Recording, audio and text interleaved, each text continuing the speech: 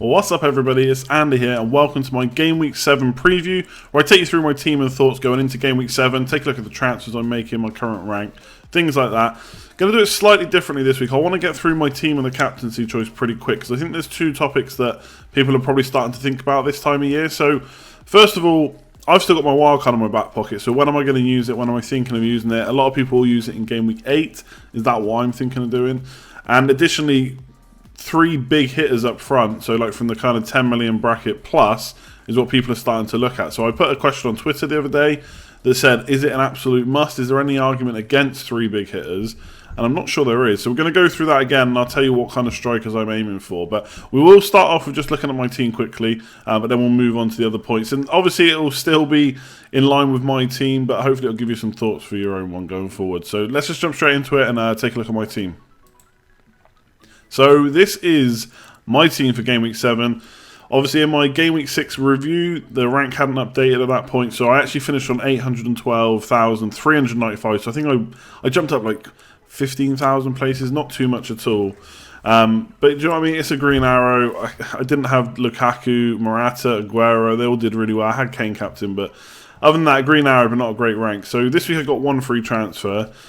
So my team kind of picks itself this week. I'm playing Foster, who's got Watford at home. Elliott's got Liverpool at home. I think both could get save points, but I think there's more chance of Foster getting a clean sheet. I've got to play Jones against a Crystal Palace side that haven't scored in 6 games. Part of me thinks they've surely got to score this week, but that looks like a good clean sheet. Davis, obviously not going to bench him. Attacking, defensive returns, I don't think Huddersfield have got much. I think Spurs will score against them. I think they'll keep a clean sheet. I think he's a great option, 5.7. And then Norton, kind of default having to play him. I think he's a better option West Ham away than Arsenal away for Sutner, and obviously Long doesn't play. So that's my defence. You'll see that right now I'm recording this on Tuesday evening. Eriksen's yellow flag because he's going to miss Champions League because he's ill. Fully expect him to make it through the weekend and start. If he doesn't for whatever reason, then I'll address that probably in the stream that I'm doing on Thursday if we've had press conference news then. If not, I'll tweet it out on Friday if I'm looking to get rid of him. But at the most, he's probably going to miss only 1 game. So either way, I'll keep him. If I have to play Carroll or Sutton, I will. I don't want to, but I would do that. Atsu, always in the team.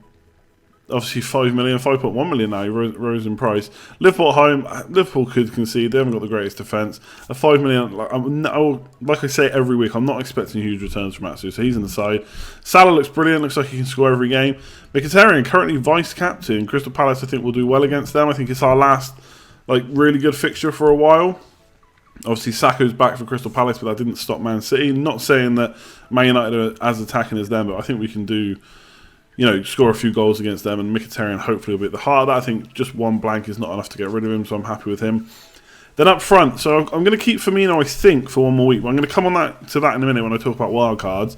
Captain kind of picks itself this week. I saw a stat earlier that for club and country, Kane has scored 19 goals in the last 9 games, which is insane.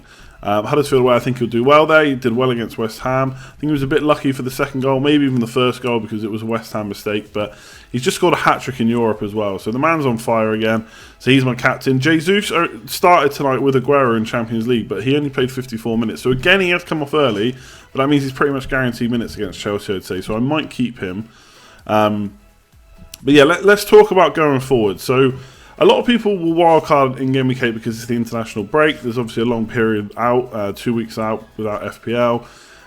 Possible international injuries could happen. Maybe stuff will happen this weekend.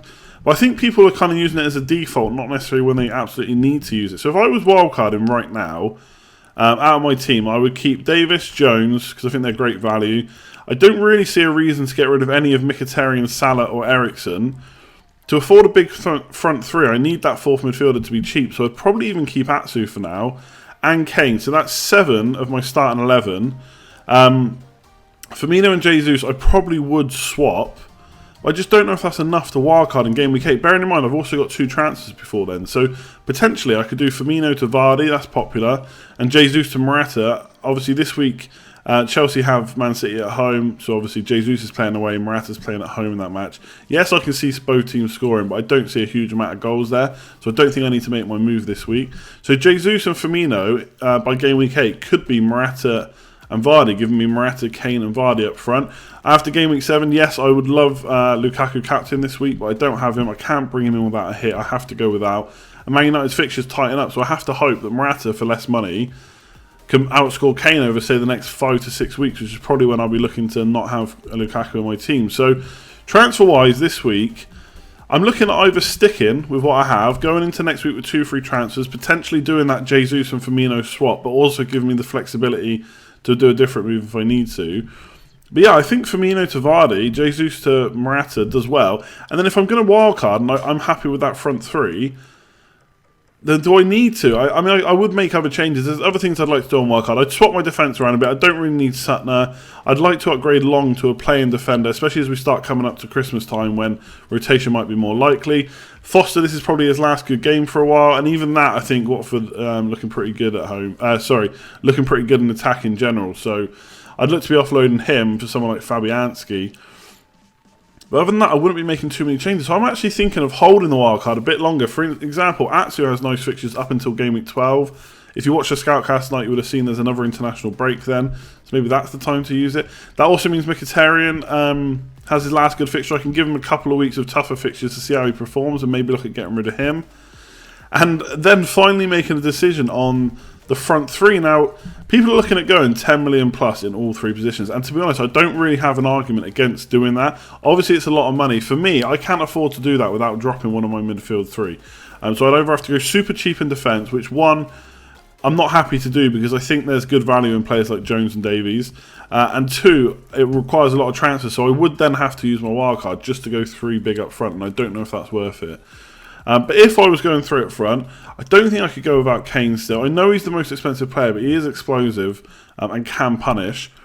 I think Morata, for the money and the fixtures that Chelsea have coming up, is also one that would be in my team. And then it's a toss-up between Lacazette, Aguero and Lukaku and Jesus. Now, Jesus is a problem because there's the possibility that in the next few weeks he's the one that scores big and Aguero doesn't. But Aguero looks in such good form, even for $1 million more.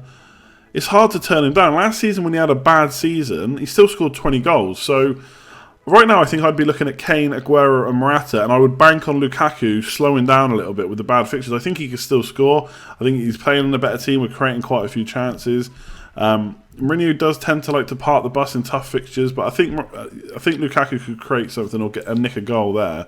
So I don't think he's going to stop scoring. I'm just hoping that for less money, Morata matches him or beats him. So if I was going 3 big up front, I think I'd like Kane, Aguero and Morata. Aguero has 2 nice home fixtures after Chelsea away. Plus, if he does play against Chelsea away, which is pretty likely, he's got a good record against them, and they don't have David Luiz, so it should be good. I just don't know if I want to do that right now. I think I'm going to go with Vardy. He's got 5 goals. He's only just behind the big hitters for less money. And he's had tough fixtures. I think he's scored against 3 of the top 6. I think it was Chelsea, Man United and someone else who I've forgotten. Liverpool. The only one he didn't score against was... I think actually, no, it was Man United didn't score against. I'm not going to check now while I'm recording this, but he's basically scored against 3 of the top 6. And he's got nice fixtures coming up. No Champions League. He did miss a penalty against Liverpool, but... He probably still going to be on them because Mahrez will be next up and he's not great at them either. So for now, I'm not going to wildcard, but that really is for my team. Now the other problem is with the wildcard is what am I saving it for? I could look at my team and think, yes, it looks great this week. There's not really many changes I would make, but that could keep happening all the way up to December and I'm holding it for nothing. Maybe I should use it now, get in the players I really want, and then use transfers and hits down the line as needed. People try to mostly use the wildcard either right at the start of the season when we know who's starting, who's not, who's looking good, who's not, or they want to wait until there's loads of changes to make. But that may never happen. I'm obviously not going to purposely try and wreck my team to make the wildcard viable. So if I do decide to wildcard in Game Week 8, and I'm going to decide this later on in the week, I don't think I will, but if I do, then I might go Jesus to Lacazette this week as a punt for 1 week, maybe even captain him. And then use the wildcard. But I think what I'm going to do is either stick or do Firmino to Vardy, and then next week I'll do Jesus to Morata, and I think I'm looking pretty good. So that's kind of my thoughts. I've gone through wildcard thoughts. If you've got a lot of changes to make, if you're not happy with your team, then I think Game Week 8's a fine time to do it. And when it comes to 3 big hitters up front, I think it's absolutely viable. For me, I'd have to, I'd have to drop one of those midfielders. It'd probably be Mkhitaryan after Crystal Palace. I wouldn't like to do it before. Plus, that's where Man City and Chelsea's fixtures get better. So I don't think you need to worry about it too much this week with that Man City Chelsea fixture. But yeah, I'd probably drop Mkhitaryan. I think Salah just looks brilliant for his value. Kane, Eriksen's on 7 points per game. So yes, he is at the top or the higher end of midfielders. But even for 9.5, 9.6, 9.7, whatever he is now, he's looking good at 7 points per game. And I think Spurs are looking good, even with their tougher fixtures coming up. I think there's goals in them for them. They're a really good side, especially away from home. We'll have to see how they do at Wembley, whether they get better or that or not. But for now, I'm happy having triple them. So that's my preview for this week. This is what my team's looking like. Kane captain, probably not wildcarding. Main make no transfers and take them into next week. Let me know in the comments below what you think of that. A couple of points. One, what's your team looking like? Two, who are you going for up front long term? Are you going for the 3 premium strikers? And 3, if you haven't wildcarded yet, when are you looking to do that? I'd say a lot of you probably game week 8, but it'd be interesting to see the comments below. Like I said in my last video, I am reading those comments. I know I'm not getting back to many of them at the moment. I'm just super busy in life in general. But yes, I am reading them, and I'll try and get some more this week. So let me know in the comments below. If you enjoyed the video, as always, appreciate a thumbs up. Really helps the channel grow. And subscribe if you're new around here. We just hit 5,000 subscribers. So I've already said it, but thanks again. I'll do a separate video on that. Never thought we'd hit that, especially not this year. I was aiming for 1,000 subs, so 5,000 is awesome. So yeah, I'll leave it there. Going to put this out on Wednesday, so you'll see it then. Let me know what you think. Like, share, comment, retweet, all that good stuff. It's really appreciated. Thanks for watching, and I'll catch you on my stream on Thursday, 9:30 UK time. See you then. Cheers.